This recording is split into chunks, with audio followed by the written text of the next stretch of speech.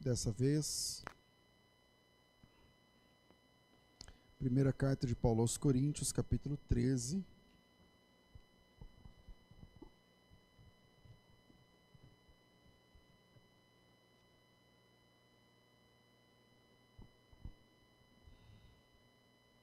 Versículo 11. Amém, irmãos?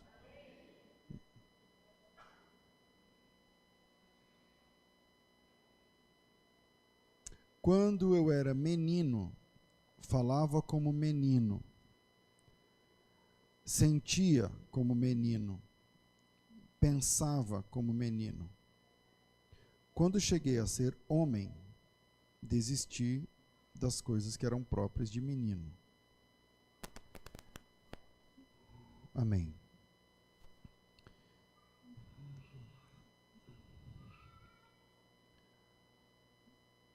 Como deixar, como abandonar, como sair da infância espiritual? Presta bastante atenção, pega teu caderno, pega tua caneta, para a gente entrar num estudo bíblico que pode nos ajudar a compreender um pouco da complexidade da vida cristã.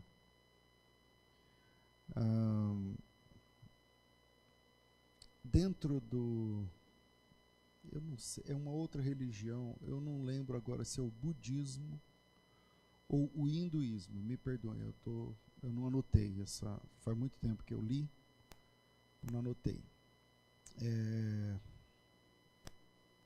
Mas eu acho que está para o budismo, eu não lembro. Dentro do budismo ou do hinduísmo, um desses dois, há um conceito filosófico de que só é possível você apaziguar alguma coisa se não há interesse da sua parte naquela coisa em si. Então, por exemplo, lá na sala das crianças, eu não sei as idades, né? Tem lá, seu filho, você está aqui agora, seu filho, a sua filha está lá com as crianças, por exemplo. E aí, começa lá uma discussão por conta de um brinquedo, por exemplo. Obrigado. Está lá brincando por conta de um carrinho. Então tem um carrinho vermelho, daqueles que se puxa para trás, ele pega força, como chama? Fricção, e aí ele vai e tal. Tem um carrinho daquele. Então, 3 garotos começam a brigar por causa daquele carrinho, aqui na sala das crianças, por exemplo. Isso deve acontecer o tempo todo. Então, qualquer um dos três pais ou mães,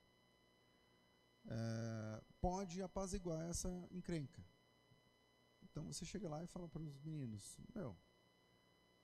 deixa você brincar, cada um 5 minutos, você brinca agora, daqui a pouco é ele, e isso se resolve. Eu tenho confiança em qualquer um dos 3 pais para ir até o departamento infantil e resolver esse negócio.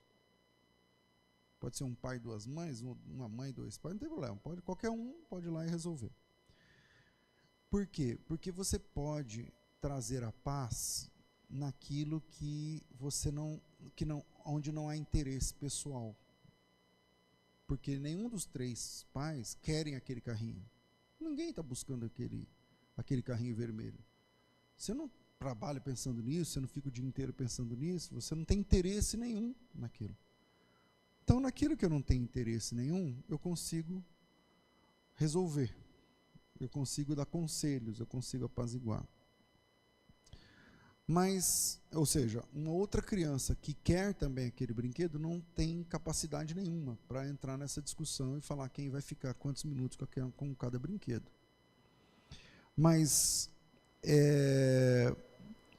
imagina que um desses pais chega lá e fala assim, eu peço para, vai lá, um ou dois dos três aí, resolver esse negócio do carrinho de brinquedo, da encrenca que está lá nas crianças. Aí sobem, por exemplo, 2 pais. O pai do Joãozinho e o pai do Chiquinho. E aí chega lá, o pai do Joãozinho fala de forma ríspida com o Chiquinho, né? Não, para, não sei o quê, tal. Aí nisso sobe o pai do Chiquinho. E aí o que acontece?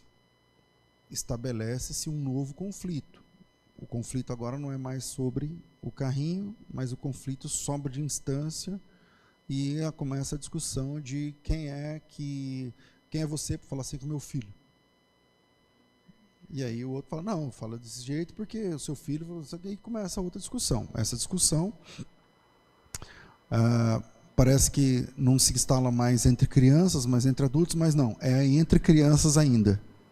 São crianças que cresceram, que têm barba, que têm carro, de verdade, que dirigem carro, mas que ainda brigam pela mesma coisa.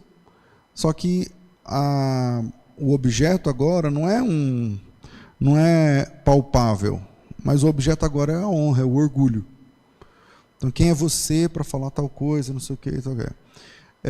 Qualquer outro pai que esteja envolvido naquela mesma faixa, não está à altura de apaziguar um conflito dessa natureza. Assim como as crianças não têm condições de apaziguar o conflito por causa do carrinho, outros da mesma faixa, eu não estou falando da faixa etária, tá? Outros que estão envolvidos na mesma malha emocional da experiência, também não têm aptidão para resolver aquele conflito. Aí chega, por exemplo, o pai de um dos pais daquele, o avô de uma das crianças.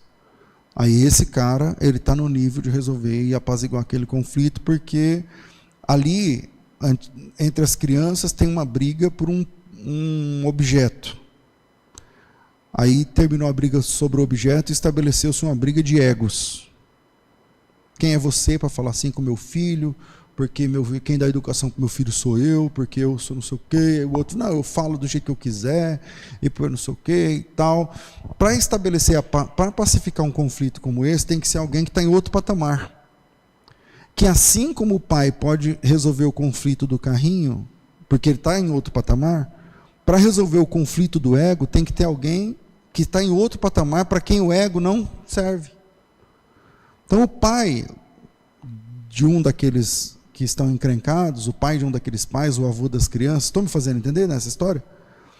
Ele pode apaziguar esse problema porque ele não quer mais, ele já é velho, ele não quer mais esse negócio de ser reconhecido como o educador, o pai, o exemplo, o cara que não sei o que e tal. Ele já passou dessa fase, então ele fala assim, cria vergonha vocês dois, vão tomar um café, ninguém tem que ficar brigando, porque você é criança, faz isso aí, faz o tempo todo, e não sei o que e tal. Por quê? Porque esse avô, ele não está mais no patamar da disputa do ego. Muitos que têm barba, ainda o negócio é o ego, né? Não, mas eu falei, aí como eu falei, agora já foi, não sei o que e tal. E aí chega um velho e fala... Isso é tudo bobagem. Isso aí que vocês estão falando é tudo bobagem. Isso aí não é nada. Eles são crianças. Está vendo? Eles já estão brincando e vocês aqui brigando e não sei o que e tal. Mas para você resolver uma questão, para que uma questão seja realmente resolvida, você tem de falar a partir do patamar que está imediatamente acima daquilo que tem de ser resolvido, senão você também entra na briga. E o texto de Paulo que nós lemos, ele diz que quando ele era menino, ele falava e ele sentia. Eu até li na outra versão, que quando eu era menino, eu falava como menino, sentia como menino e pensava como menino, né? E aí quando eu virei homem, adulto, então eu desisti das coisas que eram próprias ao menino. E aí... É interessante que esse texto está no meio de 2 capítulos, é um sanduíche, é o recheio de 2 capítulos que tratam de dons espirituais. O capítulo 12 fala sobre os dons espirituais, os 9 dons do Espírito, dons de elocuções, dom de poder, dom de não sei o que lá. E o capítulo 14 fala sobre a manutenção dos dons no culto cristão. E no meio desse sanduíche está lá o texto de Paulo dizendo, olha, quando eu era moleque eu agia como menino. Depois eu cresci e eu passei a agir como homem. E eu queria tratar com vocês essa noite sobre como deixar a infância, o jardim da infância espiritual. Como deixar o jardim da infância espiritual. Eu vou deixar 3 pontos, e o primeiro é, meninos nunca medem intensidade. Meninos não medem, crianças não medem intensidade. Não conseguem medir intensidade. Por exemplo, quando você era criança, pequena, lá em Barbacena, o que acontecia? O presente do Natal demorava muito, porque o ano parece que demorava demais. Por que o ano demorava demais? Porque a criança não mede intensidade de tempo, intensidade de espaço, intensidade emocional, intensidade de... Ele não mede. Então, você anda com a criança, ele fica, pai, está chegando, falta tanto tempo. Pai, está chegando, falta tanto tempo. Pai, não sei o que lá. E aí, pai, e aí, a mãe, não sei o que. Por quê? Porque criança não mede intensidade. Ela brincou o dia todo, tipo assim, criança tem um carrinho preferido. Ela brincou o dia todo. Aí você... deixa esse carrinho, não, parece que ele dorme abraçado com aquele negócio. Por quê? Porque não mede intensidade. Essa é uma diferença clara entre homens e meninos, o conceito de intensidade. A hora de parar, a hora de pausar, a hora de se afastar, a hora de deixar. Meninos não sabem medir a hora de deixar. Meninos não sabem, crianças não sabem a hora de parar, porque criança não tem conceito de intensidade. Uma criança não sabe a hora de parar com nada, então enjoa. Você está brincando com a criança, ele fica repetindo a brincadeira eternamente. As crianças não conseguem entender abstrações, ela não consegue abstrair, ela não consegue entender o abstrato.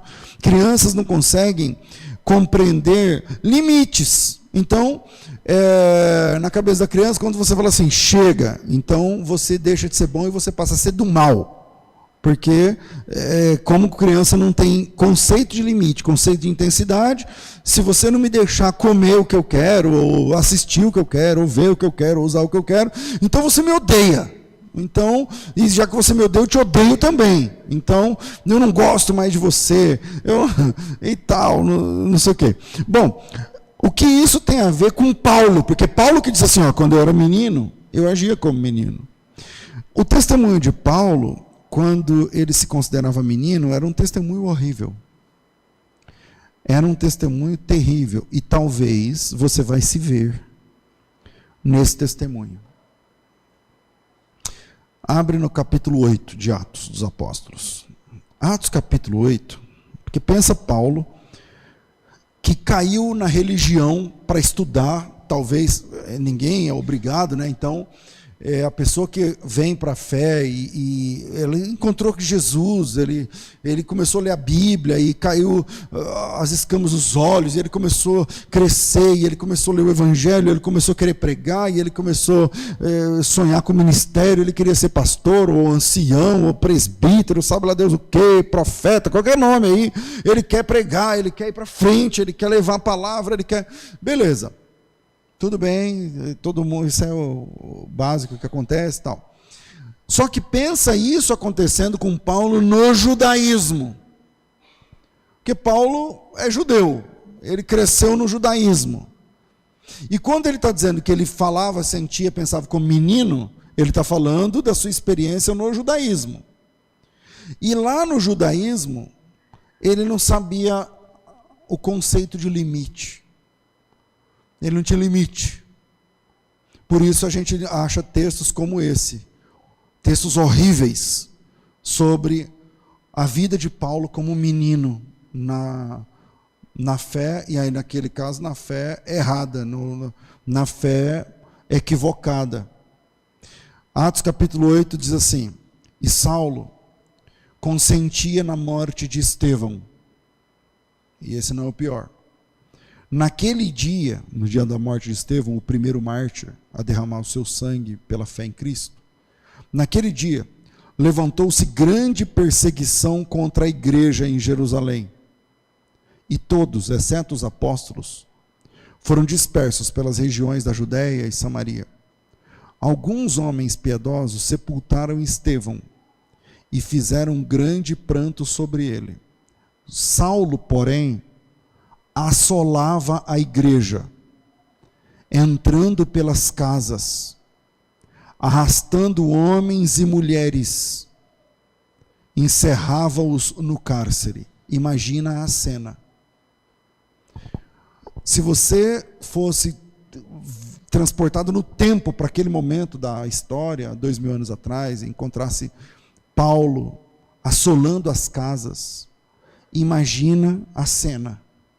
Porque Paulo fazia isso com a Bíblia debaixo do braço.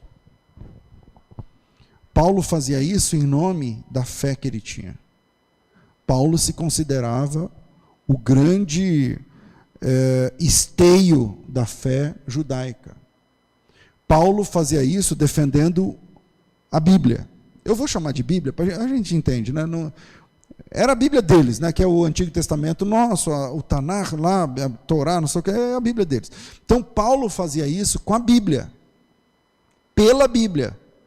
Por amor à Bíblia, Paulo entrava nas casas das pessoas, arrastando homens e mulheres algemados.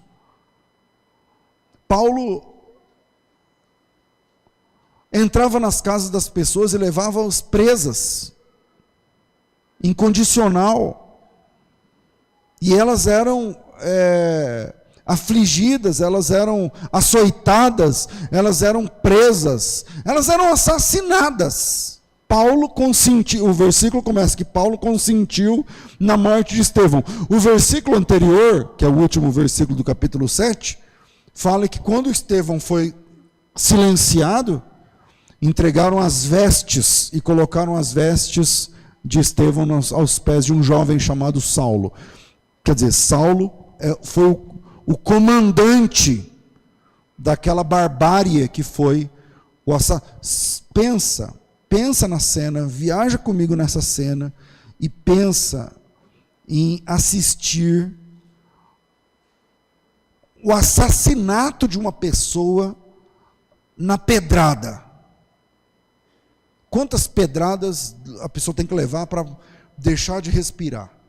É na primeira? É na segunda? É na terceira? É na 10ª? Quantos ossos? Quanto sangue? Quanto gemido? Quanta dor? Que cena horrível! E Paulo, eu vou falar Paulo, né? Paulo ali estava de pé, incólume. É isso aí. Merece isso aí mesmo. Essa pessoa merece isso. Essa pessoa é assim e tal. E quando terminou tudo, por alguma razão cultural, pegaram as vestes de Estevão e disseram para ele: está aqui, sobrou isso aqui.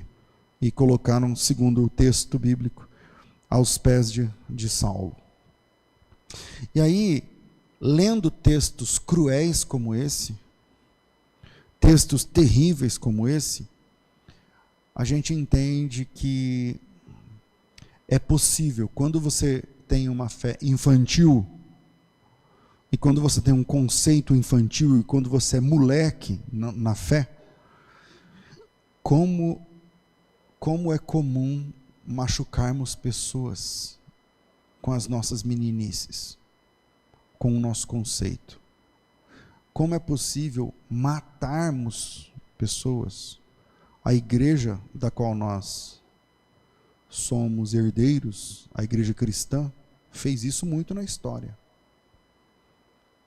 Pessoas foram assassinadas aos milhares. Eu não estou falando da perseguição contra nós, do século II, III, não sei o que lá, não. Até hoje o cristianismo é a religião mais perseguida, não sei se vocês acompanham os números, mas mais de 150 mil cristãos são assassinados por sua fé todos os anos. Tal. Não é disso que eu estou falando.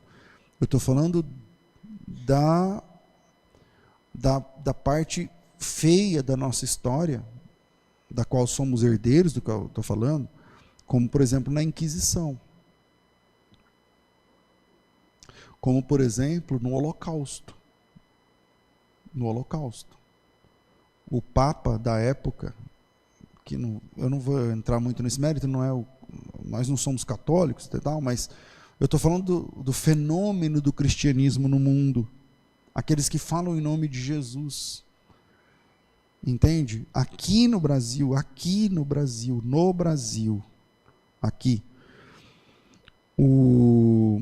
a história escravagista brasileira é uma das mais cruéis do mundo. Os escravos aqui no Brasil. E a igreja consentia o tempo todo, irmãos, até pouquíssimo tempo atrás, eu estou falando de até 150 anos atrás, o escravo não podia entrar na igreja usando sapato. Ele tinha que deixar o sapato do lado de fora, porque ele é preto, ou porque ele é escravo, então ele tem que entrar descalço na igreja. E o fazendeiro, o patrão, entra de botina. Está tudo bem. Então, veja como a falta de maturidade pode nos transformar em bichos com a Bíblia debaixo do braço. Que é isso que Paulo viveu. Esse é o testemunho de Paulo. Com uma Bíblia embaixo do braço, ele saía matando pessoas. Com uma Bíblia debaixo do braço, mas sem abstrair, como eu estou dizendo, sem compreender por quê. Existe algum versículo que manda um cristão matar o outro? Um cristão matar um infiel? Um cristão... Não, tem isso aí no Alcorão. O Alcorão tem, eu não lembro quantos, mas alguns versículos de guerra. 109, obrigado. 109 versos de guerra. Tipo, quando você achar um infiel, golpeia no pescoço. Daí a ideia de degolamento, que é comum dentro da outra religião da qual estou falando, que não vale a pena entrar no mérito. Mas na Bíblia Sagrada, Jesus Cristo, o nosso Salvador, ele manda fazer o que com os inimigos? Amar, relevar, perdoar. Mas não é difícil você achar cristãos, eu não estou falando de judeu agora, como Paulo, cristãos com a Bíblia debaixo do braço, matando, machucando, prendendo, julgando, excluindo. Um outro texto para a gente pensar sobre isso. Atos capítulo 26, verso 9. Diz assim, esse é o testemunho pessoal de Paulo. Na verdade, a mim me parecia que muitas coisas devia eu praticar contra o nome de Jesus o Nazareno. E assim procedi em Jerusalém. Na verdade, a mim me parecia que muitas coisas eu devia praticar contra o nome de Jesus. A mim me parecia, o que ele está dizendo é o seguinte, a compreensão que eu tinha da vida, a compreensão que eu tinha da fé, a compreensão que eu tinha das escrituras, ou a compreensão que eu tinha da religião, ou a compreensão que eu tinha de sabe lá Deus o quê, porque a mim me parece, quer dizer, a meu ver, eu tinha de praticar qualquer coisa contra o nome de Jesus.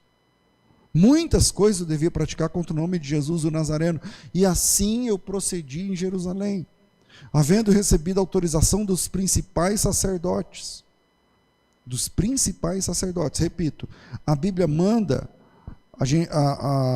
até o judeu, até o Antigo Testamento, tem versículo falando, se alguém não crer em Deus, ou não viver na fé certinho, ou não guardar o sábado, ou não sei o que lá, qualquer mandamento, então você tem que chegar nele, você tem que falar assim, é o seguinte, você não quer obedecer, você não quer observar, você não quer, então vamos ter que matar você aqui agora, vou ter que prender, vou ter que açoitar. Não, mas então por que eles faziam isso? E aí ele recebe a autorização dos principais sacerdotes, então todos eles são meninos no entendimento. E aí ele continua, eu encerrei muitos dos santos no cárcere, e contra eles dava meu voto quando os matavam. E aqui Paulo já fala no plural. Não é só o Estevão foi o primeiro, mas quando o matavam, o meu voto era contra eles, era a favor da morte. Muitas vezes os castiguei por todas as sinagogas, obrigando-os até a blasfemar. Obrigando-os a blasfemar. Pensa na cena horrível. Os soldados pegando, agora fala tal palavra, agora lê isso aqui, agora... Horrível. E demasiadamente enfurecido contra eles, mesmo por cidades estranhas os perseguia.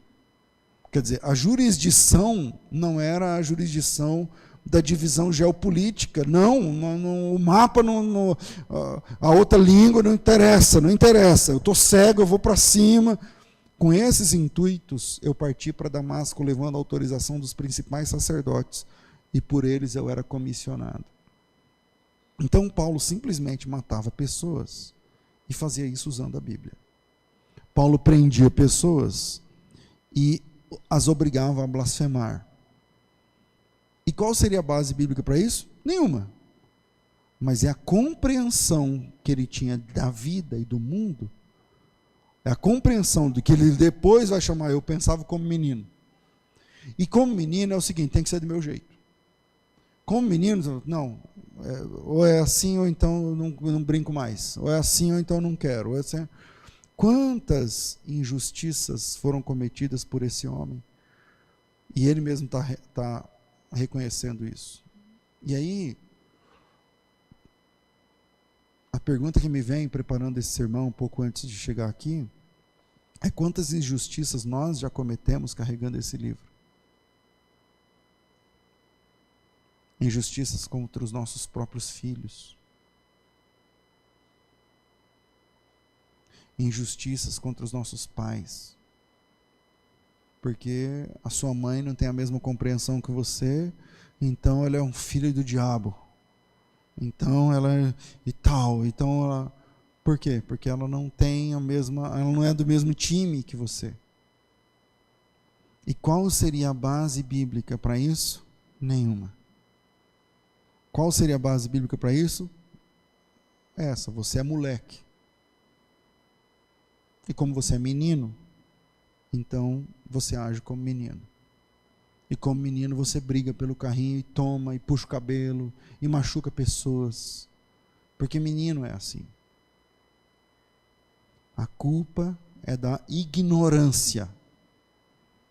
Porque somos conhecidos como seguidores da Bíblia, mas a gente nunca lê a Bíblia. A gente anda com a Bíblia debaixo do braço. E em nome da Bíblia, a gente causa injustiças. A Bíblia está embaixo do braço. E em nome da Bíblia, para defender a Bíblia, a gente machuca pessoas. Mas a Bíblia está debaixo do braço. Mas em nome da Bíblia, em nome dela, a gente mata. Em nome dela, a gente aleja. Em nome dela, a gente rompe relacionamentos. E somos conhecidos como seguidores da Bíblia, e seguidores que nunca leram a Bíblia. Que se lêssemos a Bíblia, a gente não cometeria esses infortúnios. Então, pastor, mas a Bíblia não fala. Se alguém vem ter conosco, que não traz essa doutrina, tudo bem. Eu reconheço que a Bíblia diz isso, que se alguém vem ter conosco que não traz essa doutrina, a gente não pode receber em casa, não pode saudar. Mas ele está falando da pessoa que quer incutir na sua cabeça uma heresia de perdição. Não é o cara que está fraco na fé, ou a pessoa que crê ligeiramente diferente de você em um ou outro texto que não é salvífico. Não é. Então, na Bíblia, nós não devemos matar ninguém que não concorda, ou que não está no mesmo nível de conhecimento que a gente. Porque essa é a questão. O menino, ele briga e rompe com quem não pensa como ele pensa, não quer o que ele quer, ou não faz o que ele faz. E ele só não rompe com os próprios pais, porque tem a questão da autoridade, se bem que tem filho que bate até nos pais. Então, é exatamente isso que eu estou falando aqui. Então, infelizmente, por falta de maturidade espiritual, às vezes a gente também se pega pensando, agindo ou fazendo, pensando, sentindo, né? Pensando, sentindo ou agindo como menino. Porque existem muitas outras formas de matar. Paulo falou de matar literalmente, mas existem outras formas de matar. Talvez você esteja aqui sentada, calmamente, mas que você está matando sua filha em casa, teu filho em casa, porque a tua compreensão é diferente da dele e você quer que todo mundo pense igualzinho você. Sendo que o que precisava, na verdade, era um bom almoço entre vocês e parar e falar assim, olha, vou te explicar por que eu penso como eu penso. Assim, assim, assim. Esse texto aqui, a Bíblia diz assim. Então eu esperava isso. Mas não. Paulo fazia isso? Não. O que ele fazia? A Bíblia diz, ele disse isso com a sua boca. Eu entrava nas casas das pessoas e saía de lá arrastando as pessoas. Eu entrava nas casas das pessoas e saía de lá arrastando as pessoas pelo braço, matando pessoas, obrigando-as a blasfemar. Existem muitas formas de prender, existem muitas formas de encarcerar, existem muitas formas de castigar, existem muitas formas de matar. E não é só com revólver, ou a faca, ou a cadeia, ou a algema. É possível. Se você é moleque na fé, você com a Bíblia embaixo do braço, ser um crápula. E em nome de Deus ainda, se orgulhar disso. Por quê? Porque ele é menino. A compreensão que ele tem é aquela. Por isso o menino tem que estar brincando com o carrinho, brigando com o outro por causa do carrinho, e por causa de um carrinho que nem é de nenhum nem de outro, é do Ministério Infantil. Um vai arrancar, vai arranhar o rosto do outro, que vai pegar no pescoço do outro. E para resolver esse problema, só alguém cujo patamar seja mais alto do que aquele que não tem interesse nenhum naquele carrinho. Ou seja, quanto mais alto o patamar, mais possibilidade você tem de apaziguar o que está abaixo. E aí o texto de Atos capítulo 9, verso 1, e Saulo, respirando ainda ameaças e morte contra os discípulos do Senhor, dirigiu-se ao sumo sacerdote e pediu cartas, pediu documentos para as sinagogas de Damasco, a fim de que, caso achasse alguns que eram do caminho, os crentes, mesmo homens ou mulheres, os levasse presos para Jerusalém. Então, primeiro ponto, meninos não medem intensidade. Meninos não medem intensidade. Eu vou dar dias atrás eu entrevistei um casal que fala para casais lá no programa. E esse cara falou um testemunho que mexeu comigo, porque eu sou pastor há muitos anos. Muitos anos. Esses dias eu estava saindo do escritório, o meu escritório fica na Avenida Paulista. E a Camila estava comigo, eu falei assim, vamos comer alguma coisa comigo? Vamos. Aí eu saio meio-dia do programa e volto às 2h, então eu tenho esse período aí para resolver a minha vida, 2 horas. Aí eu falei, vamos com o pai? Vamos. Aí descemos. Aí comemos. Quando estávamos voltando, 2 rapazes vindos mas eles eram dessa altura assim, mas são adultos. Vindos assim, todos sujos de gesso. Sabe a pessoa que trabalha com gesso, lixando? E aí eu vi 2 rostos conhecidos. Aí eu falei, bom, mas rostos conhecidos de 20 anos atrás. E aí eles me viram primeiro, eu sou grandão, né? Eles eram pequenos, são muito baixinhos, tem 1,50 m mais ou menos. Os 2 são irmãos. E eles me viram e falaram, pastor César, não sei o que e tal. Eu fui pastor desse pessoal antes da Camila nascer. A Camila tem agora, enquanto para quem está vendo na internet, sei lá que dia você vai ver isso aí, mas eu estou falando em 2024. Então a Camila agora está com 22 anos. Então, há mais de 22 anos antes, eu era pastor deles, desses dois aí. E aí, isso aí. E a Camila nasceu naquela igreja que eu era pastor deles. Então eles pegaram a Camila no colo, bebezinha. Então a Camila, sabe quando vem para a igreja, bebezinho e tal, não sei o que lá. E aí, falou, é a Camila? Eu falei, é a Camila. A Camila nunca viu eles, né, na cabeça dela. Para ela ficou olhando assim, esses meninos tudo sujos de cal, não, como é? De gesso. E tal, e eles me abraçaram gostoso, sabe aquele abraço de 20 anos, que você não vê uma pessoa que você gosta? Pastor César, não sei o quê, no meio da Paulista. Aí a Camila falou, pai, esse pessoal é doido? Eu falei, não, eu era pastor deles, você nasceu nessa igreja. Aí ela falou, estranho, né, tal. Caramba, foi muito longo esse abraço, muito não sei o quê e tal, para pessoas que eu nunca vi. Então, ela nunca viu. Mas há uma história toda por trás dessa questão. E aí, hoje, então, eu estou contando a história para falar o tanto de tempo que eu sou pastor, que a minha filha mais velha não se lembra de mim sem que eu fosse pastor de igreja. Ela nasceu, eu era pastor. Então, dias atrás, entrevistando um irmão, falando sobre família, eu recebi um golpe desse que eu estou falando de maturidade.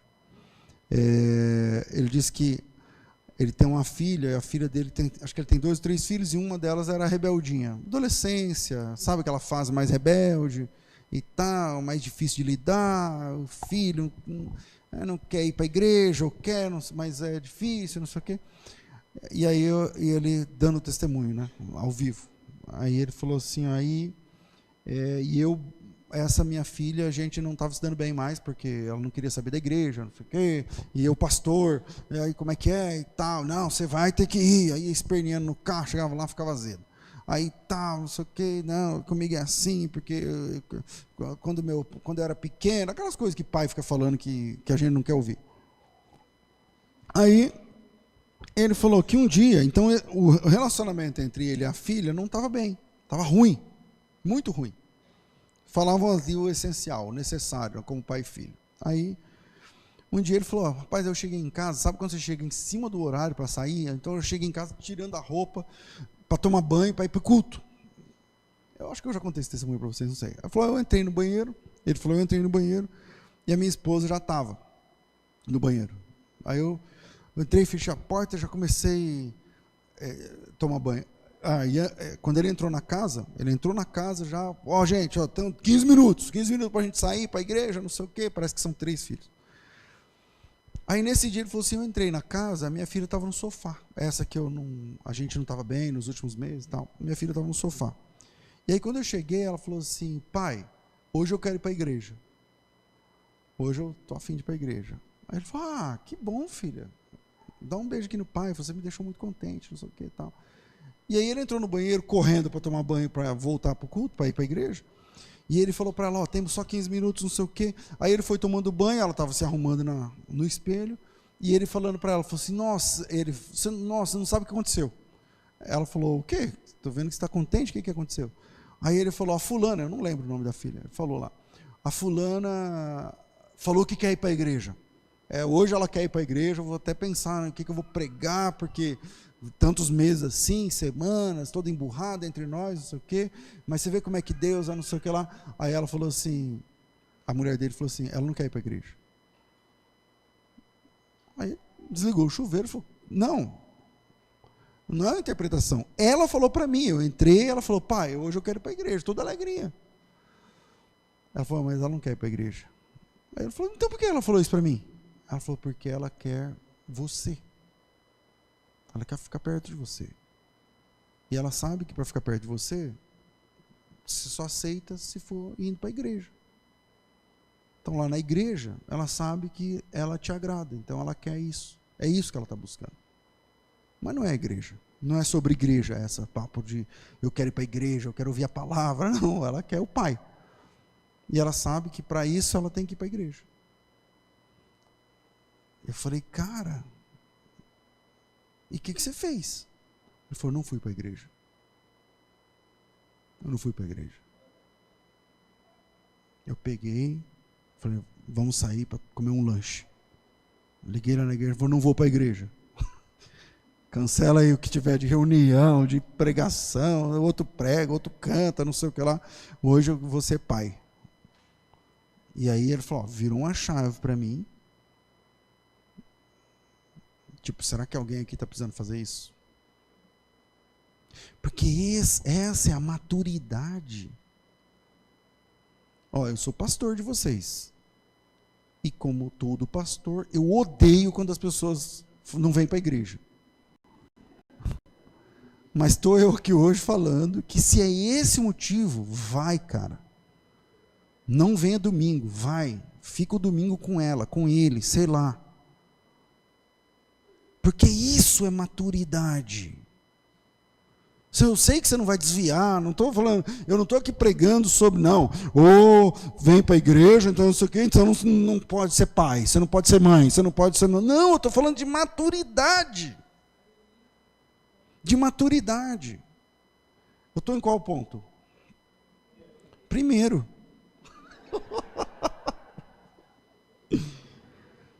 Não é só para fechar esse primeiro. São 3, mas só para fechar o primeiro, porque eu já tenho que terminar. Se precisar faltar a igreja, cara, pode faltar. Porque é essa maturidade que separa homens de meninos. Que separa homens de meninos. Tempos atrás, eu mesmo fiz isso aqui na igreja, nessa igreja aqui, esses tempos atrás aí, foi um mês e pouco atrás. Teve um domingo que eu não vim, porque eu entendi que a minha filha precisava ficar comigo. Não foi? Faz o quê? Um mês e meio, sei lá. E aí eu entendi, falei, não vou poder estar no culto, porque eu tenho um compromisso inadiável, e esse compromisso foi agora que apareceu para mim. Então, é o que é. Segundo, meninos não entendem complexidades. Então, primeiro, meninos não medem intensidade. Segundo, meninos não entendem complexidades. Complexidade é um negócio que não se traduz para crianças. Isso é um problema das crianças, elas não entendem abstratos. Para você lembra quando você era criança, que você começou a aprender matemática? Só era somar e diminuir. Porque dividir, você não consegue dividir. Tipo assim, como que eu entendo o que é uma conta de divisão no começo? Não, você aprende a somar e multiplicar, somar e subtrair. Usando o quê? Os dedos. Porque para a criança, ela não consegue pensar coisas abstratas ou complexas. Então, vou te lembrar como que você aprendeu a somar. Você tem 2 laranjas. E você ganha mais 2. Aí o que você faz? Essa aqui é uma laranja. Aí outra. 1, 2. Aí eu ganho mais 2. Aí você faz assim. Aí você conta 1, 2, 3, 4. 4. Isso! Parabéns! Você acertou. Nossa, eu já sei conta. Eu já sei fazer conta. Só que essa conta não entra o que é abstrato. Porque se eu chegar e falar assim para você, nessa fase que você soma 2 mais 2, 4, se eu chegar e falar assim, tá, você tem 237 para dividir por 6, quanto que dá? Alguém consegue fazer essa conta? Não é possível. Por quê? Porque não cabe nos meus dedos. Eu não entendo o conceito de como é dividir um número ímpar por 6, eu não sei o que é ímpar. Eu não sei o que é. Então, meninos não conseguem abstrair, não conseguem sair do que é palpável, então não conseguem entender, por exemplo, emoções. E quem não consegue entender, não pode resolver, que foi o início do exemplo que eu dei aqui. Se você não entende, você não domina. Se você não domina, você não resolve. Então você está na briga junto. E o reino de Deus tem suas complexidades. O reino de Deus tem suas complexidades e será impossível entendê-lo com a mente imatura de uma criança. Por exemplo, esse exemplo que eu dei agora, falte o culto da igreja, mas resolve o problema que você tem que resolver com seu filho, se esse é o problema, né? Tem filho que o problema para resolver é trazer ele mesmo para a igreja, tem filho, enfim, mas eu falei uma palavra para adultos, que se tiver alguém com a mentalidade infantil, já está me julgando pelo que eu falei. Misericórdia esse pastor. Misericórdia esse pastor, onde eu fui parar? Que igreja é essa? Que site é esse que eu estou vendo? Não sei o quê. Pois é, por quê? Porque criança não consegue abstrair. Criança não consegue pensar para além de. Por isso que come tudo hoje. Por isso que é tudo agora. Por isso que é nesse tempo. Porque eu não tenho conceito de amanhã, depois da manhã, mês que vem, não sei o quê. Não tem esse conceito. Ela não pensa nada complexo. Criança, e o reino de Deus é complexo. É um reino isso aqui. Por isso, no capítulo 9, eu já li esse texto, né? Saulo respirando ameaças de morte, tal, ele falou, não, eu entendi que é assim, então é assim que eu vou fazer. Tem que matar, eu vou matar. Tem que prender, eu vou prender. Mas, espera aí, isso não está escrito na Bíblia. Na Bíblia, no livro que ele carrega embaixo do braço dele, não está escrito nada disso aí. Mas por que ele faz isso? Porque ele entendeu. E se ele entendeu aquilo, então é aquilo que ele vai ser. É daquele jeito que ele vai viver. Então, quando você enxerga textos, por exemplo, eu sou conhecido por ser muito fundamentalista com o texto bíblico, e eu não tenho problema de assumir isso, não. Para mim, a Bíblia diz o que ela está escrita aí. É isso. Agora, tem textos que é impossível lê-lo sem interpretá-lo. Por exemplo, palavras de Jesus: se o teu olho direito te faz te escandalizar, arranca-o e lança-o para longe de ti. Mas se eu for entender de forma fundamentalista esse texto, então você tem que pegar uma faca de cozinha e arrancar o olho direito. E aí só fica com um. Aí daqui a pouco o olho que vai te escandalizar o outro. Aí você tem que arrancar também. E lança, se a tua mão direita, não sei o quê, então ia ser todo mundo, a igreja ia ser todo mundo cego sem as mãos. Aí você arranca a mão direita e para arrancar o outro você pede alguém. Fala, eu já arranquei uma, agora é essa. Você pode arrancar para mim que eu não consigo nem arrancar. E aí era todo mundo cego e coto. Não sei como fala aqui no Mato Grosso fala assim. Mas, ia ser horrível o culto, ninguém ia bater palma. Porque vamos aplaudir o senhor. Só o toco batendo. Por quê? Porque não dá para entender esse texto de forma dura, de forma literal. Então existem complexidades que precisam de interpretação. Mas meninos, eles não conseguem ler e interpretar. Eles não conseguem lidar com complexidades. E nem ligam para o que é realmente essencial ou indispensável. Para eles, no que é agora, é aqui agora. Não, eu estou certo, você está errado, eu tenho que... tal. Então, à medida que a gente vai ficando velho, a gente percebe como a gente já agiu como idiota na vida. Na vida. Esses dias, eu não sei porquê, eu não lembro exatamente porquê, era um arquivo que eu estava procurando, e aí eu fui procurar na minha caixa de e-mails, e aí eu me lembro, eu tinha uma editora, essa editora ainda faz os livros, mas só faz para nós. Na época que eu comecei com esse projeto de editora, eu queria lançar livro de todo mundo, não sei o que e tal. Aí, por que eu estou falando desse negócio desse e-mail? Eu lembrei. Aí, eu lancei uma revista, e essa revista tinha uma assinatura mensal, não sei o que e tal, era muito boa a revista, muito top e tal. E aí, eu lancei a revista, eu precisava de gente para escrever na revista, colunistas, enfim, pessoas. E aí, um deles era o Dr. Russell Shedd. E o Dr. Russell Shedd, para quem já ouviu falar, era um dos seres humanos mais parecidos com Jesus que a gente já teve aqui no Brasil.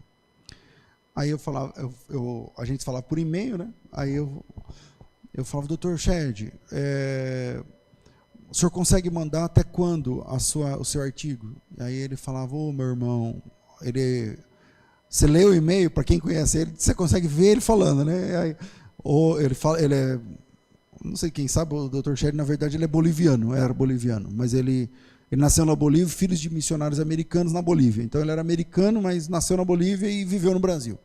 E o sotaque dele, por estudar muito nos Estados Unidos, era americano, né? Aí ele falava assim, irmão, eu me comprometi com o irmão, eu vou mandar, até hoje à tarde eu mando para o irmão. Aí, daqui a pouco, outro e-mail. Aqueles negócios fica tipo 4 e-mails numa só na conversa, né? Aí eu cliquei no outro, procurando o tal do arquivo que eu estava procurando, aí eu cliquei no outro, aí veio um texto, o arquivo. Ele não conseguia anexar, então ele mandava o texto no corpo do e-mail. Aí ele mandou o e-mail e falou assim, cara, o texto que ele mandou, até hoje, é um texto assim, extremamente profundo do ponto de vista da interpretação do Novo Testamento. Ele é um dos mestres, faleceu, um dos mestres na interpretação do Novo Testamento. E aí ele falou lá no grego, tal, não sei o quê. E aí ele mandou o texto, ele falou assim para mim, olha, se tiver muito longo, ou se tiver muito fora do padrão, o irmão pode alterar do jeito que o irmão quiser. Aí mandou um texto, se fosse hoje, umas 4 páginas de conteúdo, e foi publicado, todo mundo gostou do assunto, tal, virou até livro esse assunto, mas é outro assunto para outro dia. E aí, na mesma conversa, no mesmo tema que eu estava procurando no arquivo, tinha outro irmão, cujo nome não falarei para vocês, porque é muito conhecido esse irmão. E aí eu falei, eu vou falar mal dele aqui, então não vou falar quem é. Aí, esse irmão mandou o texto. 1 milhão de vezes mais pobre, do ponto de vista teológico, obviamente, do que o texto do Dr. Shedd. E falando assim, olha, meu nome tem que aparecer assim, meu currículo tem que aparecer assado, e não pode alterar nenhuma palavra desse texto. Porque ele responde pelo texto, não sei o que e tal. Aí eu coloquei os 2 textos assim, fiquei olhando a diferença de um moleque para um homem. É quando você não vê mais problemas nas picuinhas, nos milímetros, não fica batendo boca por causa de bobagens. Porque a intensidade do adulto é diferente da intensidade do menino. Há mais latência no adulto do que no menino. Terceiro, e aí eu encerro, eu já tenho que encerrar. Eu vou parar, não vou falar o terceiro, vou citar. Maturidade espiritual depende de experiência pessoal com Jesus. Fechar aqui é um perigo. Por que eu estou falando isso? Porque Paulo, a transição de menino para adulto em Paulo, dependeu da experiência de Damasco. Quando você enxerga Jesus, existe alguma coisa que brilha mais que o sol, gente? Não. Mas quando você enxerga Jesus, mais brilhante do que o sol ao meio-dia, então o seu conceito muda. A experiência pessoal com Jesus transforma meninos em homens.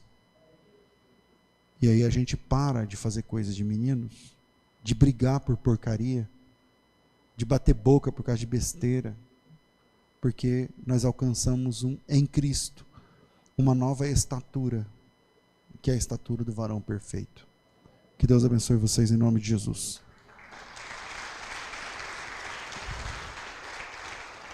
Vamos ficar de pé, meus irmãos, minhas irmãs. Chegou o momento do ofertório e eu gostaria que você, de cabeça baixa, pedisse o conselho de Deus a respeito de como você se comporta no ofertório. eu não tenho noção de como está a tua vida financeira. Não tenho a mínima noção. Eu sei de uma coisa. O Deus ao qual servimos cuida muito bem dos seus. E Ele tem um carinho especial por aqueles que investem no reino. Isso está escrito na Bíblia. Ele ama aquele que contribui com alegria. Ele dá semente àquele que semeia. Então curva sua cabeça e se aconselhe com Deus a respeito disso, como você tem sido e como você pode ser hoje à noite. Pai, nós te louvamos em nome de Jesus. Obrigado, Pai, por essa palavra, pela tua direção, pelo ensino da tua palavra. Que possamos alcançar essa estatura de varão perfeito, de homens adultos, mulheres adultas no teu reino, na fé. Agora, no momento do ofertório, dirige a mim e aos meus irmãos, para servirmos ao Senhor com alegria e singeleza de coração. Igualzinho está escrito na tua palavra. Em nome de Jesus, nosso Salvador, assim oramos agradecidos. Amém. Amém. Venha servir ao Senhor, e quando você entregar,